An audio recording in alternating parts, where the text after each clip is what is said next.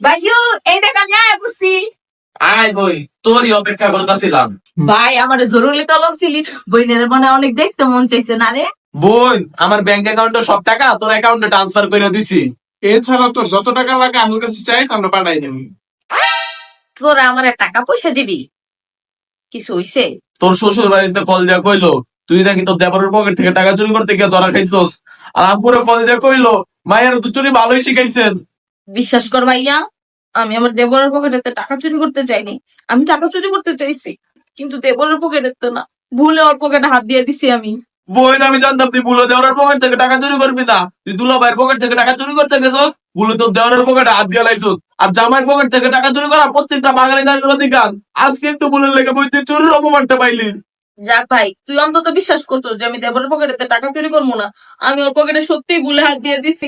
আমি তো টাকা চুরি করতে চাইছি আমার শ্বশুরের পকেটেতে, হ্যাঁ অনেকগুলা টাকা, কিন্তু ধরা খেয়ে গেলাম গা। নেক্সট টাইম সাবধানে শ্বশুরের পকেটেতে টাকা চুরি করবো, যাতে ধরা না খাই।